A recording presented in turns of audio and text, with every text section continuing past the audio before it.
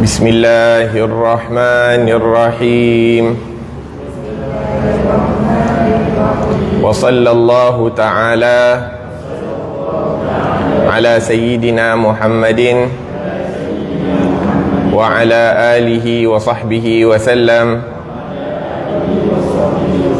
أستغفر الله أستغفر الله أستغفر الله وأتوب إلى الله من جميع ما يكره الله قولا وفعلا وخاطرا وناظرا وظهيرا أستغفر الله العظيم الذي لا إله إلا هو الحي القيوم وأتوب إليه اللهم إني أستغفرك لما قدمت وما أخرت وما أسررت وما أعلنت وما أسرفت وما أنت أعلم به مني أنت المقدم وأنت المؤخر وأنت على كل شيء قدير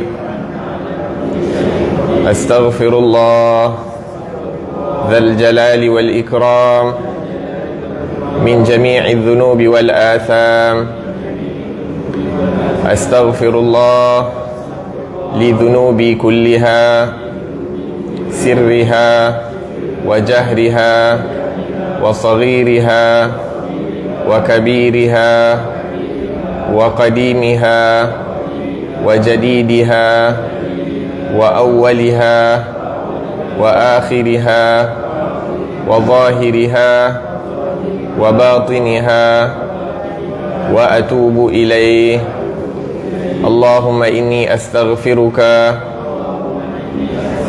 من كل ذنب تبت إليك منه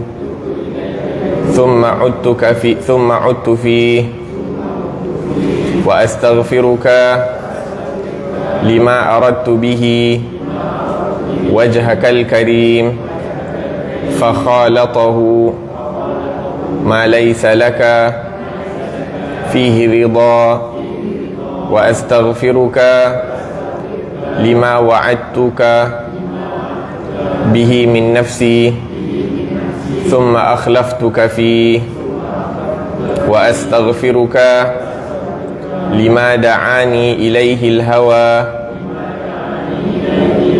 من قبل الرخص مما اشتبه علي وهو عندك حرام وأستغفرك يا من لا إله إلا أنت يا عالم الغيب والشهادة من كل سيئة عملتها في بياض النهار وسواد الليل في ملأ وخلأ وسر وعلانية وأنت ناظر إلي إذ ارتكبتها وأتيت بها من العصيان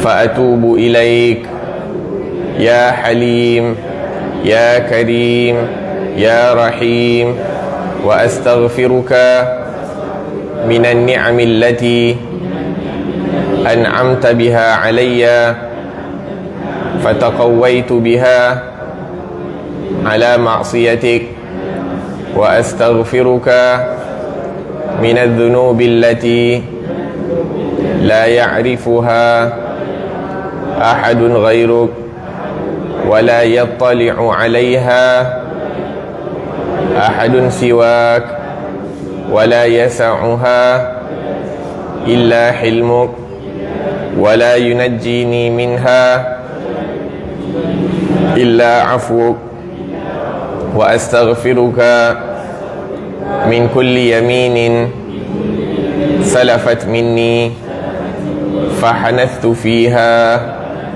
وأنا عندك مؤاخذ بها وأستغفرك يا من لا إله إلا أنت سبحانك إني كنت من الظالمين فاستجبنا له ونجيناه من الغم وكذلك ننجي المؤمنين وزكريا إذ نادى ربه رب لا تذرني فردا وأنت خير الوارثين رب اغفر وارحم وأنت خير الراحمين وأستغفرك من كل فريضة أوجبتها علي في آناء الليل وأطراف النهار فتركتها خطأ أو عمدا أو نسيانا أو تهاونا أو جهلا وأنا معاقب بها وأستغفرك من كل سنة من سنن سيد المرسلين وخاتم النبيين نبيك سيدنا محمد صلى الله عليه وآله وصحبه وسلم فتركتها غفلة أو سهوا أو نسيانا أو تهاونا أو جهلا أو قلة مبالاة بها وأستغفرك يا من لا إله إلا أنت وحدك لا شريك لك وأن سيدنا محمدا عبدك ورسولك سبحانك يا رب العالمين لك الملك ولك الحمد وأنت حسبنا ونعم الوكيل نعم المولى ونعم النصير ولا حول ولا قوة إلا بالله العلي العظيم يا جابر كل كثير ويا مؤنس كل وحيد ويا صاحب كل غريب ويا ميسر كل عسير يا من لا يحتاج إلى البيان والتفسير وأنت على ما تشاء قدير وصلى الله تعالى وسلم على سيدنا محمد وآله وصحبه بعدد من صلى عليه وبعدد من لم يصل عليه اللهم صل على روح سيدنا محمد في الأرواح اللهم صل على تربة سيدنا محمد في التراب اللهم صل على قبر سيدنا محمد في القبور اللهم صل على سورة سيدنا محمد في الصور اللهم صل على اسم سيدنا محمد في الأسماء لقد جاءكم رسول من أنفسكم عزيز عليه ما عنتم حريص عليكم بالمؤمنين رؤوف رحيم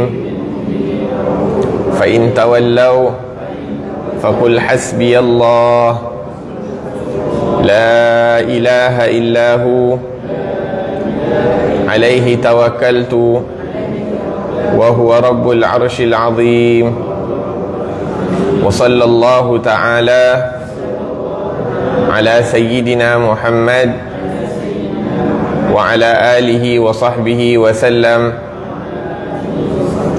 والحمد لله رب العالمين في كل لحظة أبدا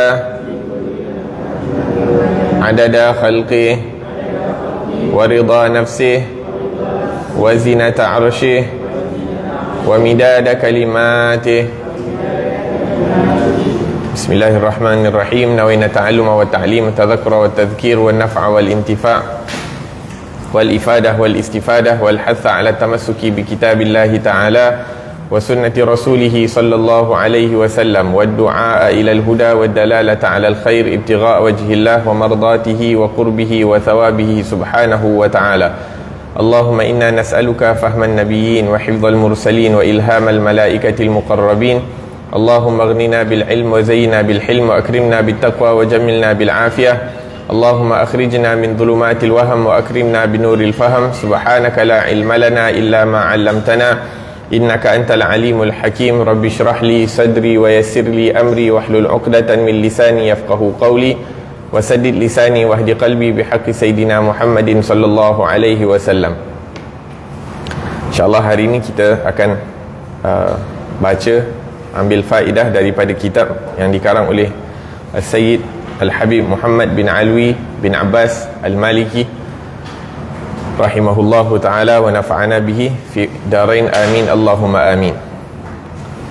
Naam, apabila menyebutkan tentang Isra' dan Mi'raj, maka Allah Subhanahu wa ta'ala menceritakan peristiwa Isra' di dalam ayat pertama surah Al-Isra', yaitu subhanalladzi asra bi'abdihi laylan minal masjidil harami ilal masjidil aqsa alladzi barakna hawlah linuriyahu min ayatina innahu huwas sami'ul basir. Dan apabila menyebutkan tentang Mi'raj, Allah Subhanahu wa ta'ala sebutkan dalam surah An-Najm, daripada awal surah sampai 2/3 daripada muka surat diceritakan tentang Mi'rajnya Rasulullah sallallahu alaihi wasallam, nak menunjukkan bahawa peristiwa Isra' dan Mi'raj merupakan dua peristiwa yang berbeza ataupun dua mukjizat yang berbeza. Isra' mukjizat yang berlaku di atas muka bumi, dan Mi'raj merupakan mukjizat yang berlaku di langit.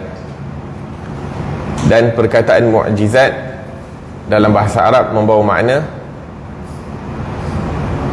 a'jazan nas al-ityan bimithliha, yakni manusia tidak mampu untuk mendatangi ataupun melakukan perkara tersebut seperti mana yang dilakukan oleh para nabi. Yakni mukjizat yang nabi bawa, yang diberikan kepada para nabi, yakni manusia lain tak mampu untuk melakukan seperti mana yang dilakukan oleh para nabi.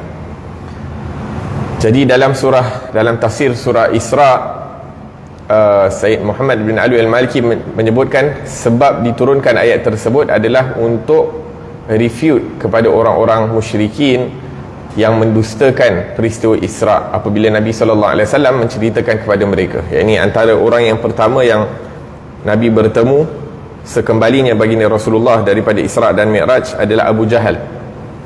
Abu Jahal ni dah mendustakan Rasulullah SAW banyak kali. Banyak tanda-tanda kenabian yang dah diperlihatkan kepada Abu Jahal, tapi dia masih lagi keras kepala sehingga dia digelar Fir'aunul Ummah. Fir'aun di zaman dahulu, Fir'aun di zaman Nabi Muhammad SAW adalah Abu Jahal. Dan Fir'aunnya Nabi Muhammad lagi teruk daripada Fir'aun zaman dulu, sebab yang dia dustakan itu adalah kekasih Allah Subhanahu wa ta'ala yang paling agung. Maka sesiapa yang mendustakan Rasulullah, wali'adzubillah, azab dia tak akan sama berbanding orang-orang yang mendustakan para nabi yang sebelum. Sebab nabi sebelum, dia punya level dia tidak setinggi levelnya Nabi Muhammad sallallahu alaihi wasallam. Jadi, dan orang-orang yang dimurkai, apatah lagi yang dibunuh oleh Rasulullah, walaupun tak ramai, tapi orang tu sangat-sangat celaka. Ini orang yang dibunuh oleh Rasulullah adalah orang yang sangat celaka, waliyazbillahi tabaraka wa ta'ala. Dan Nabi SAW mungkin tak sampai 5 atau 10 sahaja yang terbunuh di tangan Rasulullah. Itu pun, naam, ala kulli hal. Jadi Allah Abu Jahal setelah melihat berbagai daripada bukti-bukti kenabian Rasulullah sallallahu alaihi wasallam masih lagi mendustakan. Antaranya satu kali sewaktu Nabi sallallahu alaihi wasallam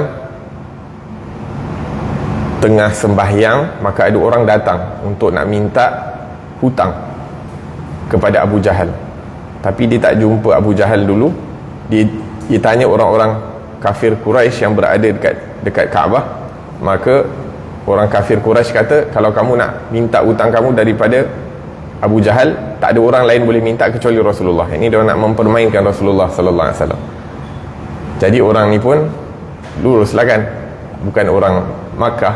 Jadi dia pun pergi, lepas Nabi bagi salam, dia pun cakap, wah ya fulan, ini aku ada hutang, bukan ada hutang, aku ada duit aku pada Abu Jahal, dan Abu Jahal tak nak bagi duit aku. Dan orang-orang kafir, orang-orang Quraisy tu mengatakan tak ada orang lain yang boleh minta duit daripada Abu Jahal selain kamu. Lepas tu Rasulullah pun okey, ya Allah, bismillah. Dia pun pergi ke rumah Abu Jahal, ketuk pintu. Bila Abu Jahal nampak je Rasulullah sallallahu alaihi wasallam, terus berada dalam ketakutan dan terus pergi ambil duit dan diberikan. Maka orang tu pun mengatakan, jazakallah khair, terima kasih banyak. Dia pun pergi jumpa orang Quraisy yang bagi tahu dia yang Rasulullah yang boleh bagi balik. Dia orang pun kata jazakallah khair. Jadi dia orang pun terperanjat, Abu Jahal sebelum ni action kan dengan Rasulullah sallallahu alaihi wasallam. Apa jadi? Dia orang pun pergi tanya Abu Jahal, malak, ini apa masalah kamu, ini kenapa tiba-tiba bagi duit? Dia kata, sewaktu Rasulullah sallallahu alaihi wasallam ketuk pintu aku, pintu rumah, aku nampak ada seakan-akan ada 2 ekor singa ataupun 2 ekor unta yang besar di belakangnya Rasulullah sallallahu alaihi wasallam, yang mana kalau aku tak bagi duit tersebut, maka unta ataupun singa tu akan terkam aku. Jadi aku pun bagi. Jadi dia dah nampak tanda-tanda kehebatan ataupun keagungannya Rasulullah sallallahu alaihi wasallam. Dan antara perkara yang selalu dilakukan oleh Abu Jahal kepada Rasulullah adalah suka korek lubang, ditutup lubang tersebut dekat tempat yang mana Rasulullah selalu berjalan. Supaya apa? Supaya nakkan Rasulullah jatuh dalam lubang tersebut. Dan banyak kali Rasulullah tak jatuh. So dia tak puas hati, dia dalamkan lagi dan besarkan lagi lubang tu dengan harapan kalau Rasulullah terjatuh, dengan harapan Rasulullah terjatuh dalam lubang tersebut. Maka satu hari dia jalan, Abu Jahal tak perasan lubang yang dia buat sendiri, dia terjatuh dalam lubang tu. Dan disebabkan dia dah besarkan dan dalamkan lubang tersebut, jadi dia pun tak boleh keluar, dia pun terpekik. Dia pun pekik. Dan yang datang siapa? Rasulullah sallallahu alaihi wasallam. Dan Rasulullah yang tarik dia keluar. Wahakadha, banyak perkara-perkara yang berlaku pada Abu Jahal. Dia nak kenakan Rasulullah tapi dia sendiri terkena. Ala kulli hal, jadi bila Rasulullah balik daripada peristiwa Isra dan Mi'raj, antara orang yang pertama yang berjumpa dengan Rasulullah adalah Abu Jahal. Jadi seperti biasa Abu Jahal akan tanya, ma khabarak, yakni apa berita baru, what's new, kan selalu bawa berita dari langit dan sebagainya, macam nak mempermainkan Rasulullah. Jadi Rasulullah pun dengan penuh keyakinan dan penuh keberanian mengatakan bahawa aku baru balik daripada Baitul Maqdis. Berapa lama kau pergi? Dia kata, ni baru sekejap, aku pergi malam tadi, pagi ni aku balik, ini sebahagian malam.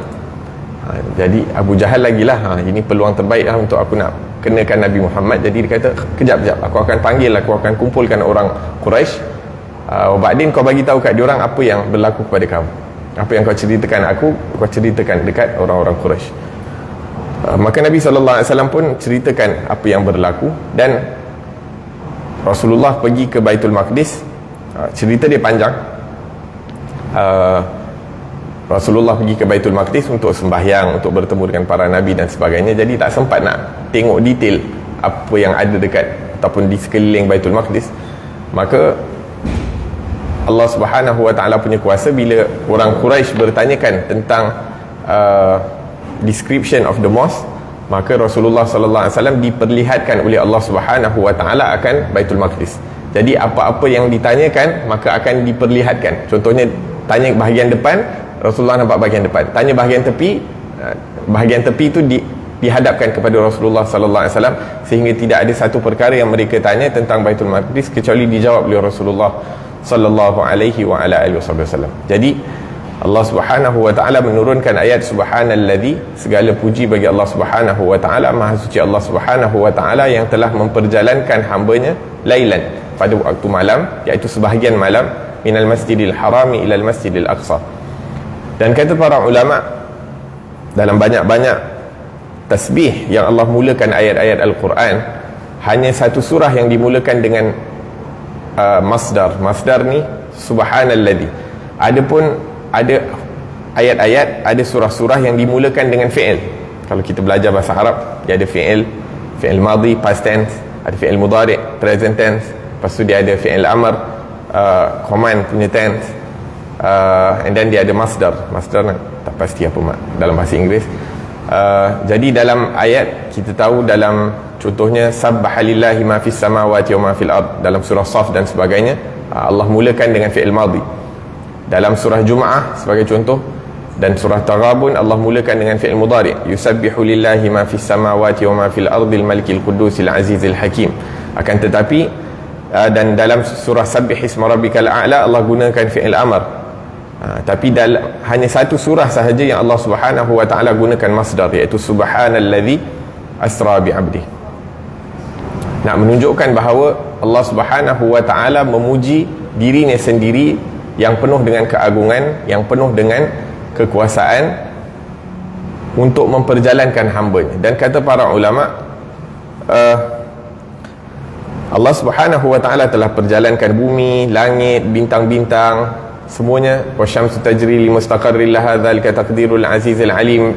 Bila matahari berjalan dekat dia punya orbit ataupun dekat paksi dia, lepas tu bulan, semuanya berjalan dengan kelajuan yang luar biasa, dan itu merupakan kudratnya Allah Subhanahu wa ta'ala.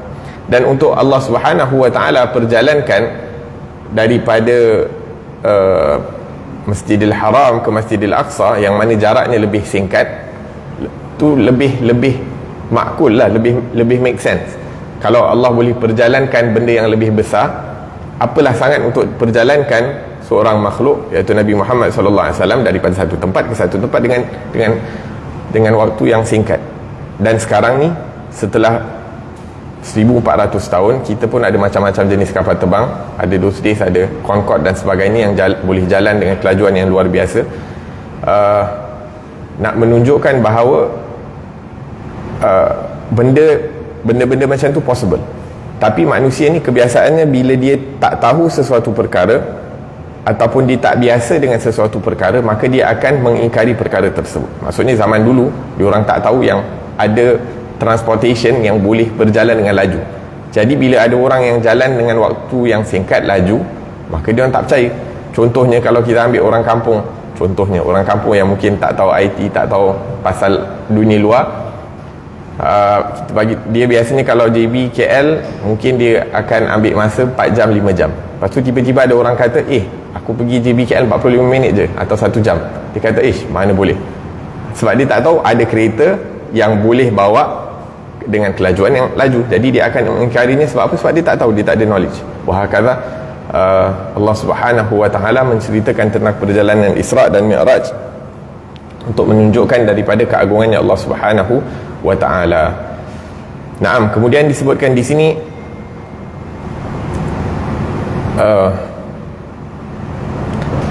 Naam, subhanalladzi asra bi'abdi. Allah Subhanahu wa ta'ala menggunakan perkataan hamba, al-abd, yang mana perkataan hamba ini merupakan level yang paling tinggi, darjat kemuliaan yang paling tinggi, apabila seseorang itu telah menyempurnakan sifat pengabdian, penghambaannya kepada Allah Subhanahu wa ta'ala. Walaupun Nabi seorang seorang Rasul, Nabi seorang ulul azmi, Nabi seorang Habibullah, akan tetapi tak ada sifat yang lebih agung daripada hamba. Sebab tu Allah Subhanahu wa ta'ala bila nak sebutkan tentang Rasulullah sallallahu alaihi wasallam, tentang perkara-perkara yang penting, digunakan perkataan hamba. Kita tahu juga sahabat-sahabat Nabi sallallahu alaihi wasallam tidak diberikan kepada mereka title lain melainkan title as-sahabah. Sebab apa? Walaupun diorang tu alim, walaupun diorang tu mujahid, walaupun mereka hafal Quran, walaupun mereka ahli ibadah, walaupun mereka banyak menginfak duit di jalan Allah Subhanahu wa ta'ala, tapi disebabkan title sahabah tu lebih yang paling mulia sebab mereka mendampingi Rasulullah, bersahabat dengan Rasulullah, maka title tu melebihi daripada title-title yang lain. Macam tu juga Rasulullah sallallahu alaihi wasallam, Nabi Muhammad, walaupun dia Nabi, Rasul, Ulul Azmi dan sebagainya, tapi title hamba tu yang mana telah menyempurnakan penghambaan dia kepada Rasulullah, kepada Allah Subhanahu wa taala, maka disebutkan di dalam Al-Quran, subhanallazi asra bi 'abdi. Dan kenapa Allah Subhanahu wa taala menyebutkan, salah satu sebabnya kata para ulama, Allah berikan hadiah Isra dan Mi'raj kepada Rasulullah kerana Rasulullah sallallahu alaihi wasallam telah melalui Amul Huzn, tahun yang menyedihkan. Sebelum Nabi dapat hadiah Isra dan Mi'raj, Nabi telah melalui tahun yang sangat-sangat menyedihkan buat baginda Rasulullah, yang mana di dalam tahun tersebut isteri baginda yang paling dikasihi, Sayyidatina Khadijah binti Khuwailid, telah meninggal dunia. Kemudian diikuti dengan kewafatan Abu Talib. Kemudian bila Abu Talib dah tak ada, orang kanan Rasulullah, orang yang penjamin keselamatan Rasulullah sewaktu berdakwah di kota Makkah dah tak ada. Jadi orang Quraisy makin berani untuk nak tekan Rasulullah sallallahu alaihi wasallam, bahkan dihalau Rasulullah daripada kota Makkah. Jadi bila Rasulullah dah seakan-akan dah hilang putus asa daripada berdakwah di kota Makkah, maka Rasulullah pun ingin keluar daripada kota Makkah untuk berdakwah tempat lain dengan harapan ada penerimaan, mendapat sambutan daripada kampung-kampung lain. Sehingga Nabi bila pergi ke kota Taif, yang diharapkan lain yang berlaku daripada apa yang diharapkan. Diharapkan penerimaan, akan tetapi mereka telah menghalau Rasulullah, bahkan telah mencaci maki Rasulullah, bahkan mereka telah membaling batu kepada Rasulullah sallallahu alaihi wasallam sehingga berdarah kaki baginda Rasulullah sallallahu alaihi wasallam. Tapi despite pendarahan tersebut, yang dihalau dan dicaci maki, Nabi sallallahu alaihi wasallam tak marah.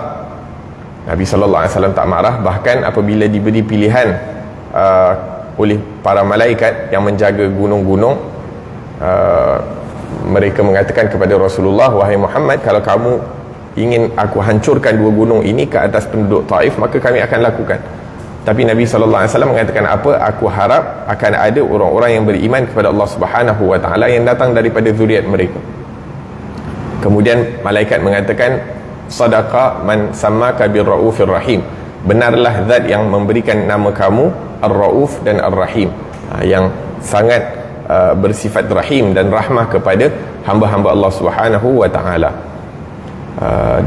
Dalam riwayat lain disebutkan tentang Nabi berdoa kepada penduduk Taif, Allahumma hdi qaumi fa innahum la ya'lamun, ya Allah berilah hidayah kepada kaumku kerana mereka tak tahu. Dan seperti yang kita sebutkan, bila seseorang itu kurang ilmu mereka, bila orang itu kurang pemahaman mereka, maka mereka akan mengingkari sesuatu. Sebab tu dikatakan juga dalam kaedah, idza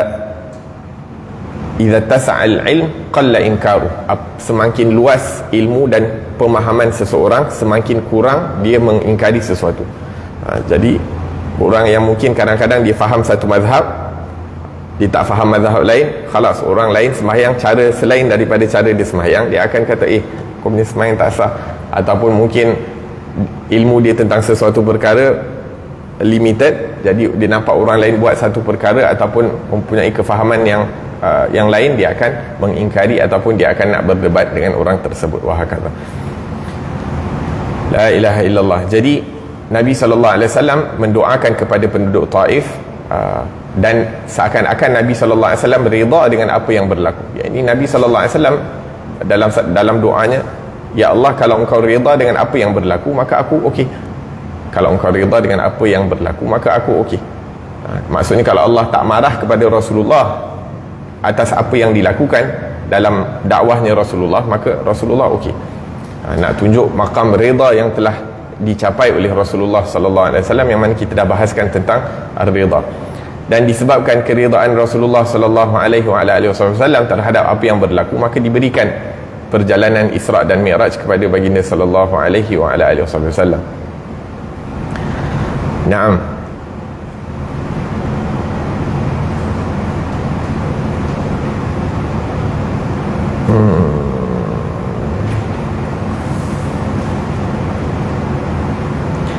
Subhanalladzi asra bi'abdihi lailan minal masjidil harami ilal masjidil aqsa.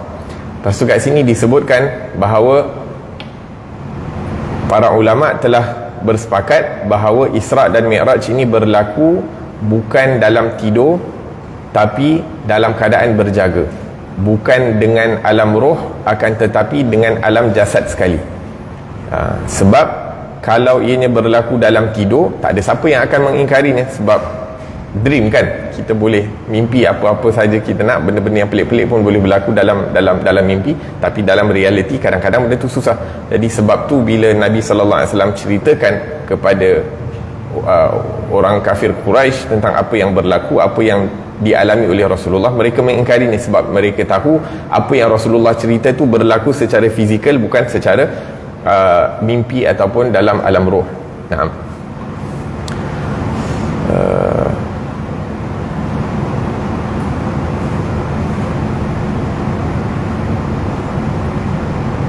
Naam, dan kalau ianya berlaku dalam mimpi, maka dah tak jadi mukjizat. Kalau ianya berlaku dalam alam mimpi, maka dah tak jadi mukjizat. Seperti yang kita katakan, mungkin orang yang pernah pergi ke Baitul Maqdis boleh mimpi pergi Baitul Maqdis. Kita dah pernah pergi Makkah, mungkin kita boleh mimpi Makkah walaupun kita tak pergi ke sana. Maka ianya merupakan satu mukjizat dan bukan mimpi.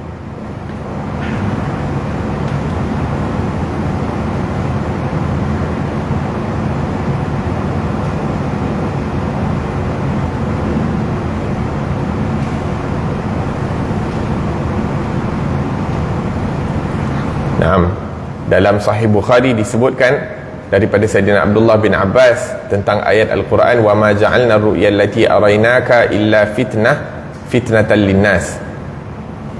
Naam, kami tidak jadikan penglihatan ataupun pemandangan yang kamu lihat pada malam tersebut kecuali fitnah kepada manusia, iaitu pemandangan yang diperlihatkan kepada Rasulullah sallallahu alaihi wasallam sewaktu Isra' dan Mi'raj itu, ianya merupakan fitnah kepada orang-orang kafir dan orang-orang yang beriman. Orang-orang yang beriman yang lemah iman mereka, tak percaya, sebahagian mereka kufur, waliyadzubillahi tabaraka ta'ala. Adapun orang-orang kafir, lagilah diorang tak percaya tentang apa yang berlaku ataupun enggan untuk percaya, seperti mana yang berlaku kepada Abu Jahal dan sebagainya. Naam. Waqad kana al-Isra' min al-Masjidil Haram ba'da an ja'ahu Jibril ila baitil ladzi kana fih. Naam, dan perjalanan Isra' berlaku daripada Masjidil Haram setelah Nabi SAW mendatangi Rasulullah SAW ke rumahnya. Nah, kemudian sebelum bermula perjalanan Isra' dan Mi'raj, dibelah dada Rasulullah SAW dahulu, dibersihkan lagi, buat kali yang keempat. Seperti yang kita tahu, Nabi SAW menjalani cuci hati 4 kali. Satu sewaktu dia berada di Bani Sa'ad masa kecil, umur 5 tahun 6 tahun. Yang kali kedua sewaktu sebelum baligh, kurang lebih umur 10 tahun. Kali ketiga sebelum mendapat kenabian, umur 40. Dan kali keempat sewaktu Isra' dan Mi'raj masa umur 50 tahun. Naam. Dan nak menunjukkan bahawa Nabi SAW tak tahu tentang perjalanan Isra' dan Mi'raj, dalam hadis disebutkan bainama ana, sewaktu aku tengah lakukan sesuatu perkara, kata Rasulullah SAW, kemudian aku didatangi Jibril. Maksudnya benda tu datang spontan. Nabi SAW tak tahu apa yang akan berlaku. Naam. Adapun Nabi Musa alaihissalam, sewaktu dia nak mukalamah, dia nak berkalam, bertutur dengan Allah Subhanahu wa taala, itu dah ditetapkan tarikhnya. Dalam Al-Quran Allah Subhanahu wa taala sebutkan, wa wa'adna Musa 30 lailatan wa atmamnaha bi 10 fatamma miqatu rabbih 40 lailah. Kami telah buat temu janji kepada Nabi Musa tu, mula dijanjikan 30 hari, kemudian dicukupkan 40 hari. Selepas 40 hari dia bertemu, iaitu dapat bercakap dengan Allah Subhanahu wa taala. Dah ada appointment lah in advance. Tapi Nabi Muhammad sallallahu alaihi wasallam dia punya perjumpaan dengan Allah Subhanahu wa taala without appointment. Satu kemuliaan yang lebih yang diberikan Allah kepada Nabi Muhammad sallallahu alaihi wasallam. Yang ini nak jumpa orang besar tanpa appointment, special lah kan. Kalau tak pasal-pasal nak dapat susah. La ilaha illallah.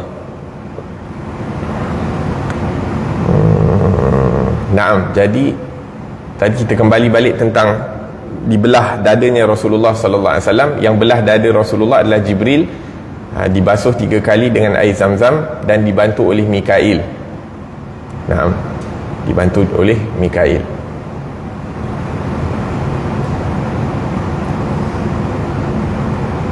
Naam, dan pembedahan itu adalah pembedahan yang hakiki, bukan maknawi. Ya, ini bukan spiritual punya pembedahan ke apa. Ini memang pembedahan secara fizikal lah. Maksudnya dibuka dada Rasulullah, dikeluarkan hatinya Rasulullah sallallahu alaihi wasallam dan dibasuh dengan air Zam-Zam. Wallahu ala kulli syai'in qadir, dan Allah mampu untuk melakukan segala sesuatu. La ilaha illallah. Kita kalau bukan kita lah, orang yang kena buat heart surgery, kena buat apa dia panggil, walhasil belah dada lah kan. At least 6 bulan tak boleh nak kena rest dan sebagainya. Itu pun lepas tu lemah dan sebagainya. Akan tetapi Rasulullah sallallahu alaihi wasallam telah menjalani kira heart punya surgery 4 kali tanpa memberi efek kepada Rasulullah sallallahu alaihi wasallam punya kesihatan.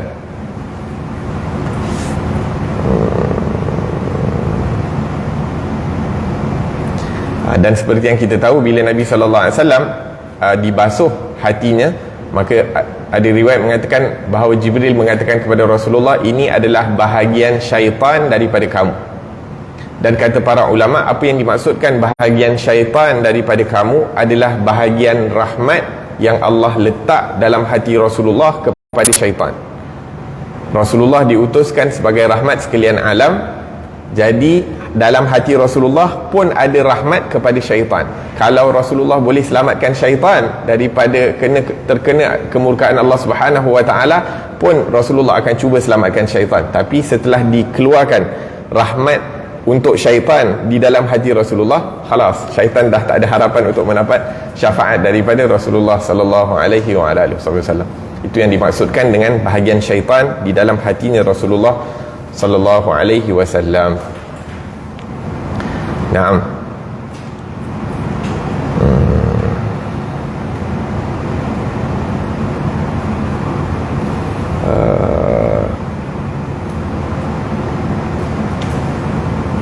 Naam.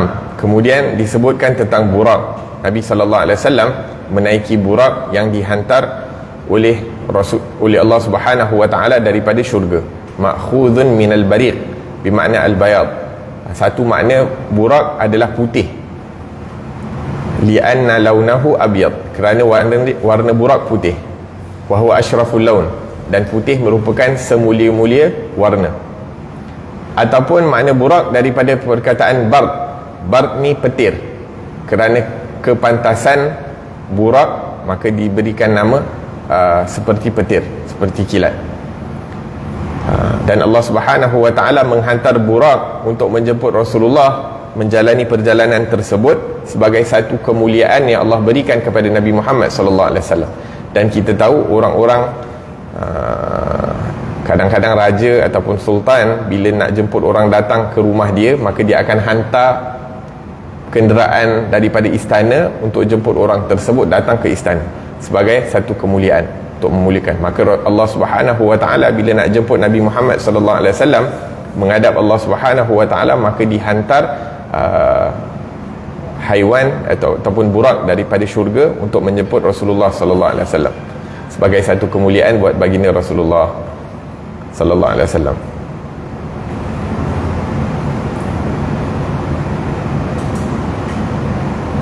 Naam, dan perjalanan Isra bukanlah daripada di atas sayap-sayapnya malaikat ataupun dengan angin. Nabi berjalan atas angin ataupun terbang, angin terbangkan Rasulullah seperti mana yang berlaku kepada Nabi Sulaiman. Nabi Sulaiman bila nak ke sana ke sini, angin yang bawa Nabi Sulaiman dan entourage Nabi Sulaiman ataupun Nabi SAW diberikan mukjizat, yakni jalan satu langkah dapat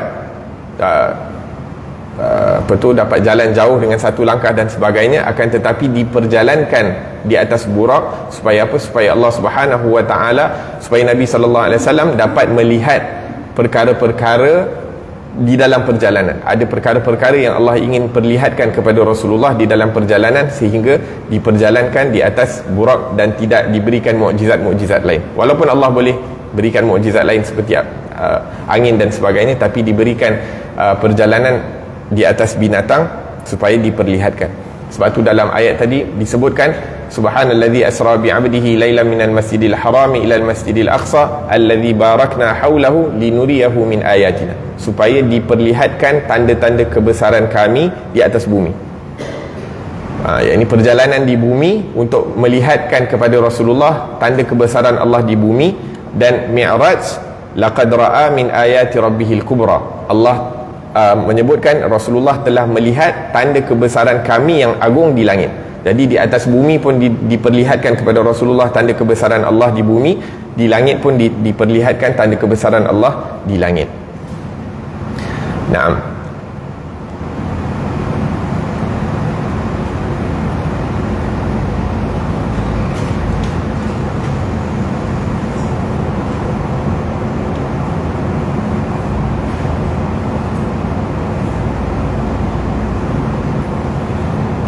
Kemudian Nabi SAW dalam perjalanannya daripada Masjidil Haram ke Masjidil Aqsa, Nabi berhenti di beberapa tempat.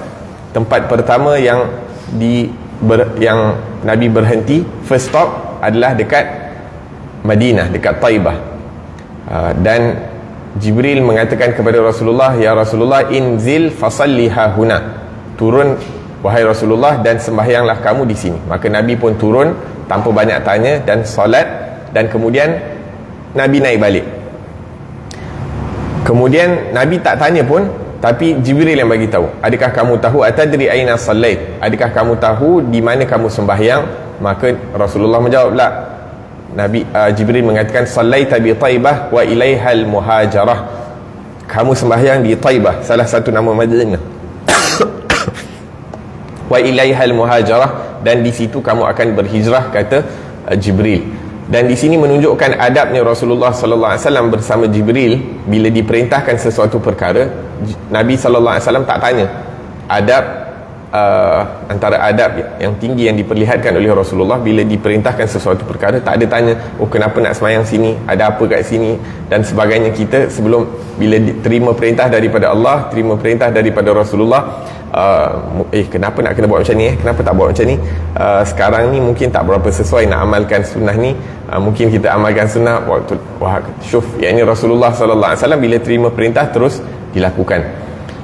Naam. Kemudian tu singgahan pertama dekat Madinah. Singgahan tempat kedua dekat Madian, dekat pokok yang mana Nabi Musa alaihi salam berteduh dan berdoa sebelum dia meneruskan perjalanan, berteduh dan berdoa kepada Allah Subhanahu wa taala. Dan doanya pendek je. Doa Nabi Musa dekat bawah pokok tu pendek. Rabbi inni lima anzalta ilayya min khairin faqir. Ya Allah, aku sangat berharap, lima anzalta ilayya, atas apa yang kamu turunkan kepada aku, min khairin. Ya Allah, aku sangat berharap kepada perkara-perkara baik yang kamu turunkan kepada aku. Doanya pendek, dan Nabi Musa pun berteduh dekat pokok tu pun sekejap je. Tapi Allah Subhanahu wa taala nak muliakan, disebabkan keberkatan yang ada pada tempat tu, maka Nabi sallallahu alaihi wasallam dibawa ke tempat itu untuk mengambil keberkatan tempat tu dan juga menambahkan keberkatan di tempat tersebut. Jadi Nabi sallallahu alaihi wasallam stop dekat Madian dan sembahyang. Dan doa tadi, Rabbi inni lima anzalta ilayya min khairin faqir, kata para ulama, mujarrab untuk orang yang tak ada kerja dan nak kahwin. Bukan, maksudnya yang tak ada pekerjaan dan tak ada pasangan lah, maksudnya untuk nak kahwin. Jadi kalau nak kahwin, baca doa tu 40 kali setiap hari. Rabbi inni lima anzalta ilayya min khairin faqir.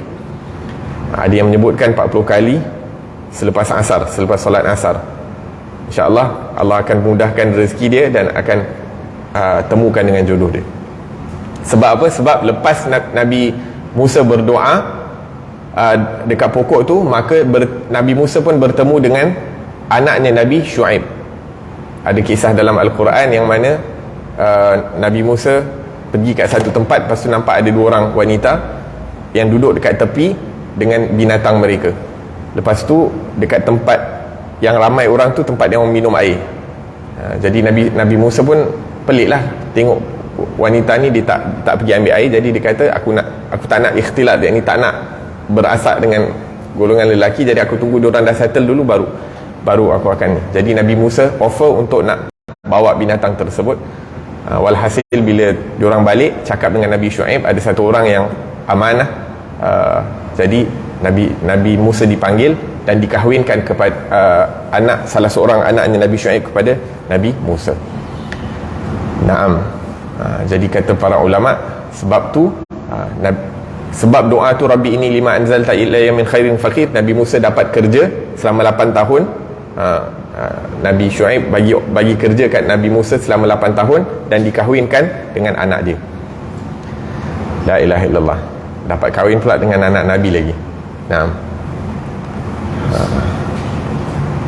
Naam, itu tempat kedua dekat Madian. Kemudian tempat ketiga, thumman talaku ila tur Sina haitsu kallamallahu Musa. Kemudian diorang meneruskan perjalanan dan berhenti dekat Tur Sina. Tur Sina ni tempat di mana Allah Subhanahu wa taala bermukalamah dengan Nabi Musa. Qala lahu Jibril inzili fasalli.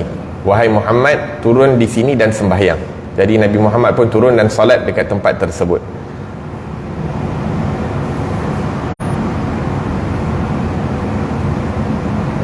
Naam, kemudian naik lagi, teruskan perjalanan, kemudian stop lagi sembahyang. Jadi Nabi Jibril tanya kepada Rasulullah, wahai Rasulullah, tahu tak kau sembahyang kat mana? Rasulullah kata tak tahu.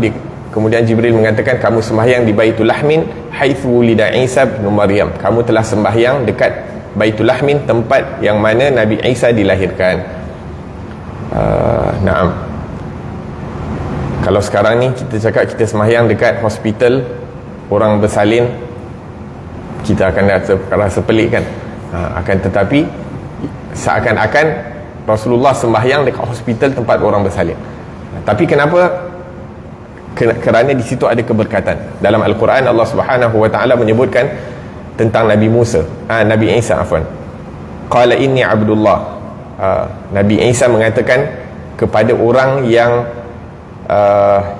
yang disuruh untuk bercakap dengan Siti Maryam, dan Siti Maryam pada waktu tu macam puasa, tak bercakap.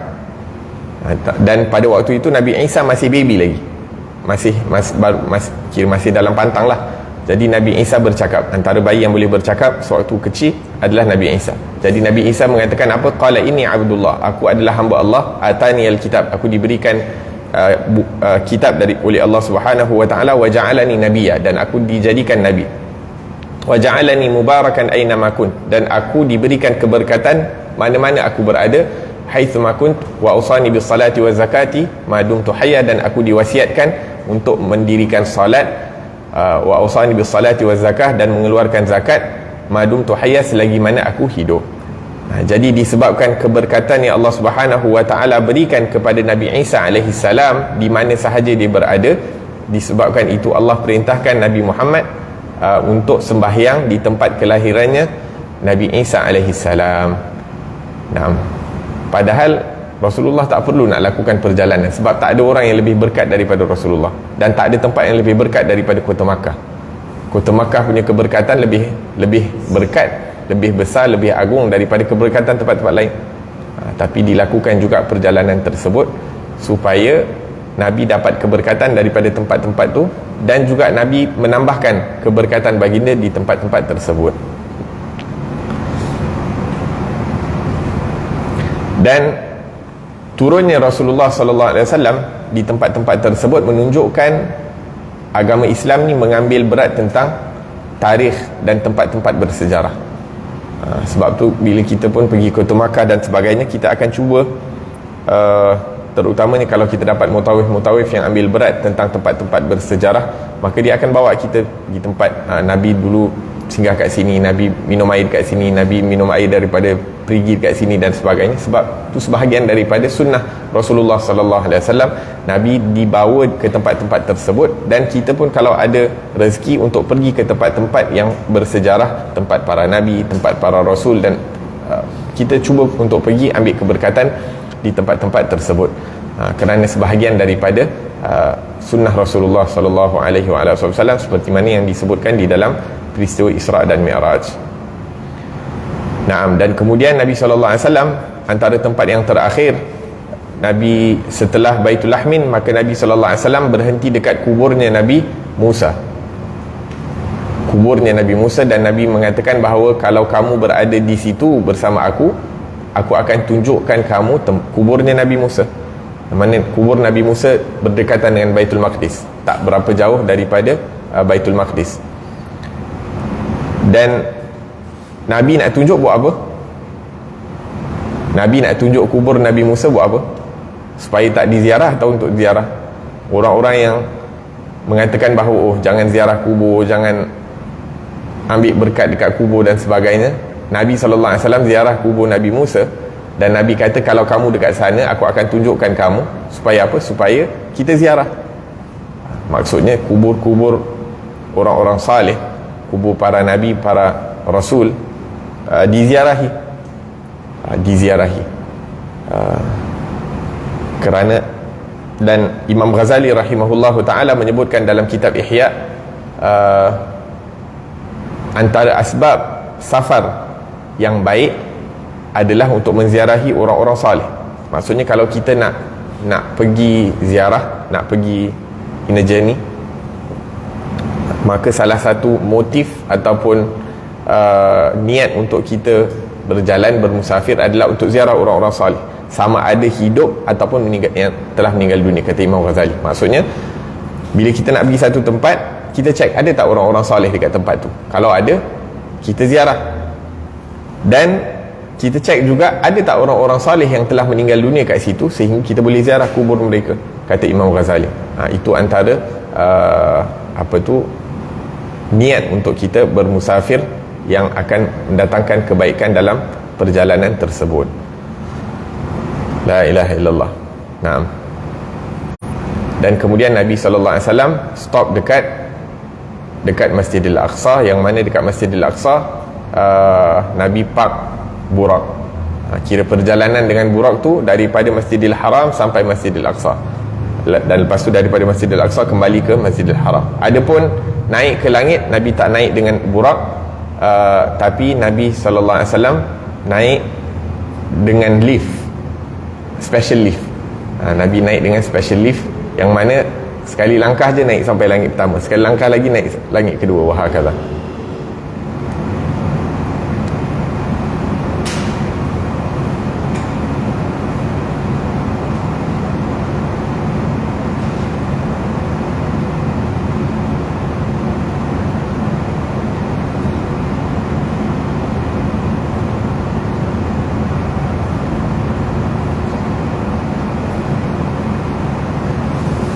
Naam, kemudian dalam sewaktu Nabi sallallahu alaihi wasallam dalam perjalanan juga ada terkadang Nabi sallallahu alaihi wasallam diperlihatkan dengan beberapa perkara.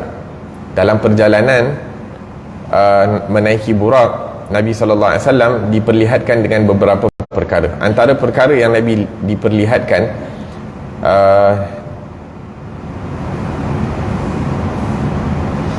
naam, jadi yang pertama, Nabi melalui satu kaum, satu golongan manusia yang mana dia menanam benih satu hari, dan petang dia dah kaut keuntungan. Yang ni tanam tanaman, petang dah ripe lah, maksudnya tanam di waktu pagi, petang dah kutip hasil. Jadi Nabi SAW bertanya kepada Jibril, ya Jibril, ma hadha? Maka Jibril mengatakan, ini adalah orang-orang yang berjihad di jalan Allah Subhanahu wa ta'ala, dilipat kali gandakan pahala mereka dengan 700 kali lipat. Dan apa-apa yang mereka infak di jalan Allah Subhanahu wa ta'ala akan dibalas oleh Allah Subhanahu wa taala. Naam, dan di dalam perjalanan juga Nabi sallallahu alaihi wasallam bauan yang wangi. Maka Nabi bertanya kepada Jibril, wahai Jibril, apa bau ni? Maka Jibril mengatakan, itu bau Masyitah binti Fir'aun wa auladiha. Itu baunya Masyitah yang tukang sikat anak Fir'aun dan juga anak-anaknya yang dicampak ke dalam air ataupun minyak panas. Iaitu sewaktu Masyitah tengah sikat anaknya Fir'aun, bila sikat tu terjatuh, dia sebut nama Allah Subhanahu wa taala. Jadi ditanya oleh anak Fir'aun, adakah kamu sembah Tuhan selain ayah aku? Maka dia kata, na'am, Tuhan aku dan Tuhan kamu adalah Allah Subhanahu wa taala. Yakni yakin dan berani dengan keislamannya. Maka dia komplain ke ayahnya. Bila dia komplain ke ayah dia, na'am, bismillah ta'isa Fir'aun. Na'am, bila sikat jatuh, dia cakap dengan nama Allah dan hancurlah Fir'aun. Cakap nama Allah je okey, dia cakap ta'isa Fir'aun. Hancur binasalah Fir'aun. Jadi bila dia sebut kepada ayahnya, Fir'aun mengatakan, awalaki rabbun ghairi, adakah kamu mempunyai Tuhan selain aku? Maka dia mengatakan, na'am, rabbi wa rabbukallah, Tuhan aku dan Tuhan kamu adalah Allah. Maka dipanggil suaminya dan dua anaknya.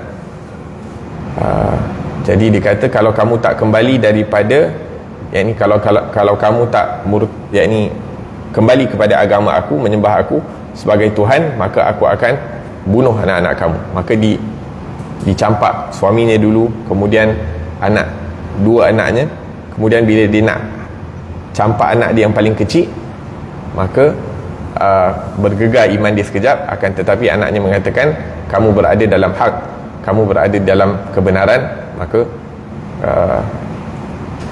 ya ummah qi'i wa la tataqa'asi fa innaki 'alal haq ulqiyat hiya wa ulada. Akan tetapi akhirnya hatta Masyitah dicampak ke dalam api tersebut ataupun ke dalam minyak panas tersebut. La ilaha illallah. Kita ni tak ada uji dengan berat-berat pun. Keimanan kita ni tak diuji dengan berat-berat pun. Dalam Al-Quran Allah Subhanahu wa taala menyebutkan, ahasiban nasu an yutraku an yaqulu amanna wa hum la yuftanun. Adakah kamu merasakan kamu itu sudah beriman sedangkan kamu tidak diuji? La ilaha illallah. Maka nak tahu keimanan seseorang itu adalah dengan ujian. Sebab tu orang yang paling disayangi oleh Allah Subhanahu wa taala, semakin berat ujian mereka. Semakin disayangi oleh Allah Subhanahu wa taala, asyaddun nasi bala'an al-anbiya thumma al-amthal fal-amthal. La ilaha illallah. InsyaAllah kita akan sambung pengajian akan datang. Kita akan stop dulu kat sini. Banyak perkara-perkara yang diperlihatkan oleh Rasulullah dan diceritakan di dalam hadis untuk ambil pengajaran, untuk kita ambil pengajaran supaya kita dapat belajar daripada apa yang diperlihatkan kepada Rasulullah sallallahu alaihi wasallam. Dan moga-moga dengan peristiwa Isra' dan Mi'raj akan menambahkan keagungan kita, sifat ta'zim kita kepada Nabi sallallahu alaihi wasallam. Dan kita umat Nabi Muhammad sallallahu alaihi wasallam telah diperlihatkan dengan pelbagai keagungan Rasulullah. Dah macam-macam perkara yang mulia berlaku kepada Rasulullah, supaya kita berbangga dengan Rasulullah.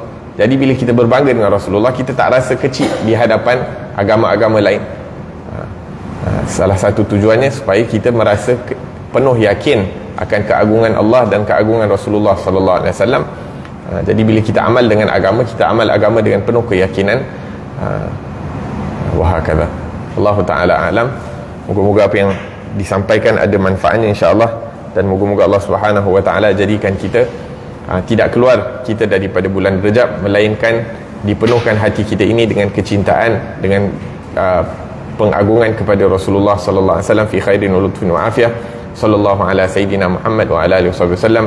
Rabbana anfa'na bima 'allamtana, rabbi 'allimna alladhi yanfa'una, rabbi faqihna wa faqih ahlana wa qarabati lana fi dinina ma ahli al-qutri untha wa dhakar. Rabbi wafiqna wafiqhum lima tartadi qawlan wa fi'lan karama warzuqil kulla halalan daima wa akhilla atqiya ulama nuhdha bil khairi wa nukfa kulla syarr. ربنا واصلح لنا كل شؤون وأقر بالرضا منك العيون واقض عنا ربنا كل الديون قبل أن تأتينا رسل المنون واغفر واستر أنت أكرم من ستر وصلاة الله تغشى المصطفى من إلى الحق دعانا والوفاء بكتاب فيه للناس الشفاء وعلى الآل الكرام شرفاء وعلى الصحب المصابيح الغرار اللهم اهدنا بهداك وجعلنا ممن يسارع في رضاك ولا تولنا وليا سواك ولا تجعلنا ممن خالف أمرك وعصاك وحسبنا الله ونعم الوكيل ولا حول ولا قوة إلا بالله العلي العظيم وصلى الله على سيدنا محمد وعلى آله وصحبه وسلم والحمد لله رب العالمين والعفو منكم والسلام عليكم ورحمة الله وبركاته. بارك الله.